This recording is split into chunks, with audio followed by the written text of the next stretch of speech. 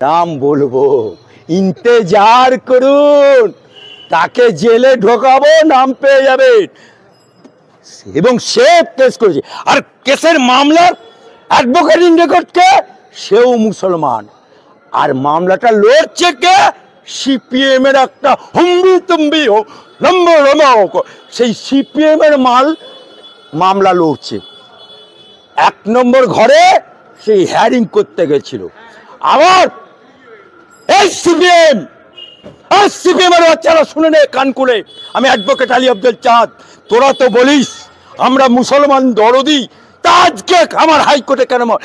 সেলিম শোন, তুই তো রাজ্যের সেক্রেটারি, আমি অ্যাডভোকেট আলী আব্দুল, তোর আন্ডা বাচ্চা এই হাইকোর্টে মসজিদের জন্য মামলা করেছে, সামলা তোর বাচ্চাদের। তা নাহলে 26 সালে এখন 0 হয়েছে, কোন গ্রামে বুথে তোদের ঝান্ডা উঠতে দেবে না জনগণ। আর রাজ্যপাল একটা ইনফরমেশন দিয়েছে রাজ্য সরকারে। আমি রাজ্যপালকে বলছি, বস সাহেব, আমি অ্যাডভোকেট আলী আব্দুল চাঁদ, তুমি রাজ্যপাল, আমি কিন্তু কল্যাণ ব্যানার্জিরা এফআইআর করবে, আমার বিরুদ্ধে একটু টুস্কি মারলে রাতারাতি বুড়িয়া বিস্তার বাঁধতে হবে, দিল্লি, সোজা দিল্লি ডাক পড়ে যাবে, একটা টেলিফোনে তোমার ডাক চলে যাবে। রাজ্যপাল, তুমি ভেবো না, তুমি বাংলায় যখন তামান্না খুন হলো, তোমার নরণচরণ কোথা ছিল এই রাজ্য সরকারের বিরুদ্ধে? বাংলায় যখন তোমার অভয়াকাণ্ড হলো, তুমি তখন চুপ করেছিলে কেন? তখন রাজ্য সরকার বিরুদ্ধে স্টেপ নিলে কেন? বাংলায় যখন 32,000 চাকরি চলে গেল, বাংলায় যখন বিরোধী পক্ষকে মেরে আত্মহত্যা করে দিচ্ছে, ঘর ছাড়া করে দিচ্ছে, তুমি রাষ্ট্রপতি শাসন জারি করলে না কেন? তুমি আইনের চেয়ারে বসে আছো, সংবিধানের চেয়ারে, তুমি কেন্দ্র সরকারের অ্যাপয়েন্টেড, তুমি মমতা ব্যানার্জির অ্যাপয়েন্টেড না। আজকে তুমি একটা ছিলাল ঘোষ 3.5 বছরের জেল কাটা আসামি, তাকে তুমি দেখতে যাচ্ছ? হ্যাঁ, যে একটা জেল কাটা আসামি, তাকে তুমি জেল দেখতে যাচ্ছ? তুমি হুমায়ুনকে বলছো নজরবন্দি করতে রাজ্য সরকারকে? শুনে দেখো রাজ্যপাল, আমি অ্যাডভোকেট আলী আব্দুল চাঁদ বলছি, ওই দিনে 24 ঘন্টার মধ্যে বড়িয়া বিস্তার বিরুদ্ধে দিল্লি পাঠিয়ে দেবো। আমি তোমার 5 আটা গোলাম না, তুমি কেন্দ্র সরকার অ্যাপয়েন্টেড। তোমার কত টেলিফোনের জোর আছে, আর আমার কত টেলিফোনের জোর আছে? আজকে কেন্দ্র সরকার, গুজরাটের বুকে রাম মন্দির হয়েছে, টাস্টি করে 1 কিলোমিটার দূরে বাবরি মসজিদ হয়েছে, সুপ্রিম কোর্টের রায়ে কেন্দ্র সরকার মেনে নিয়েছে বাবরি মসজিদ, রাম মন্দির সেটাও মেনে নিয়েছে। তাহলে কেন্দ্র সরকার বাবরি মসজিদ হচ্ছে গুজরাটে, এটা মেনে নিয়েছে, যেটা আমাদের আরবশাহী আমির উদ্বোধন করতে আসছে, সেখানে নরেন্দ্র মোদী থাকবে। রাম মন্দির উদ্বোধন হয়ে গেছে, তাহলে কেন্দ্র সরকার বাবরি মসজিদ অ্যাপ্রুভ করেছে, সেই জন্যই হচ্ছে 1 কিলোমিটার দূরে বাবরি মসজিদ। সেখানে আজকে ওই রাজ্যে হয়েছে, এখানে হুমায়ুন বাবরি মসজিদ করে তোমার কি এসেছে? একই নামে আব্দুল জব্বার, আব্দুল গফ্ফার, আব্দুল রহিম থাকে না?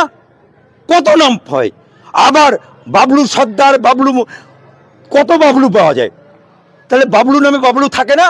সেখানে তুমি হুমায়ুনকে নজরবন্দি তোমাকে আমি ছুটিয়ে দেবো।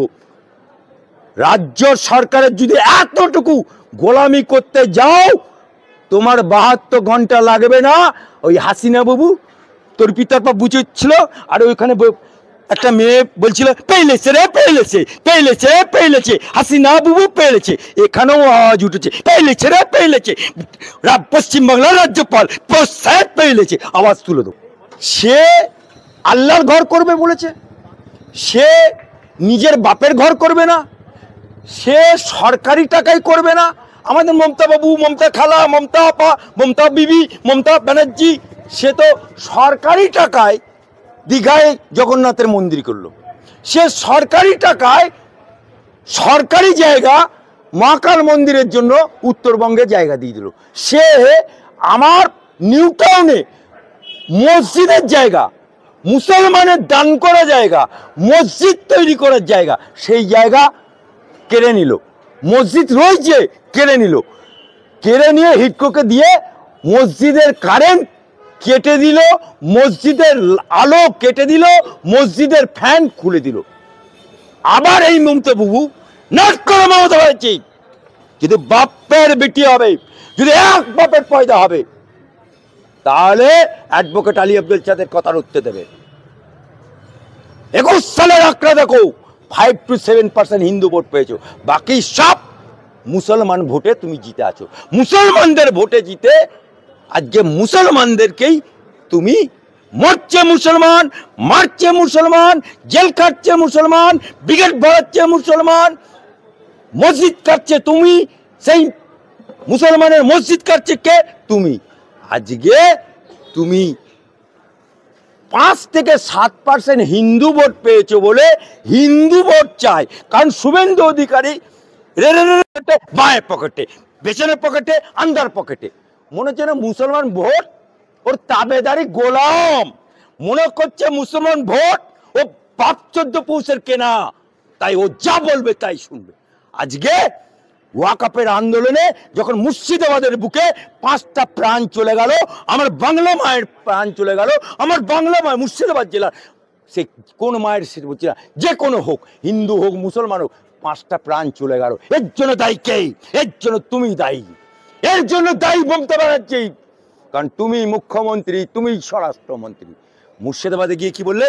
ওয়াকাপ আন্দোলন করা যাবে না। আমি মমতা বাবু, আমি তোমাদের মমতা খালা বলছি, আমি তোমাদের মসিয়া বলছি, আমি তোমাদের ছাতা বলছি। সে ছাতা তো তুমি দুমড়ে দিলে। এখনো বলছে ওয়াকাপ আন্দোলন না করে এখন কেন্দ্র যা বলিল তাহাই আমি মানিয়া লইলাম। মুসলমানদের তো নদীর খাদে ফেলে দিলে, নদীর খাদে ফেলে দিলে। আজকে তুমি সাত্বিক ব্রাহ্মণ, তুমি মুখ্যমন্ত্রী, তুমি সরকারি টাকায় যদি মন্দির করতে পারো, তা সে মুসলমানের বাচ্চা, তা তুমি হচ্ছ বাঁশ, তোমারই কঞ্চি এমএলএ তৃণমূলের, সে বলছে আমার বাঁশ যখন সরকারি টাকায় মন্দির করতে পারে, তাহলে আমি লা ইলাহা ইল্লাল্লাহ মুহাম্মাদুর রাসূলুল্লাহ বললে বাড়া হুমায়ুন, আমি কেন পিছিয়ে থাকবো? আমিও একটা মসজিদ ঘোষণা করে দিই।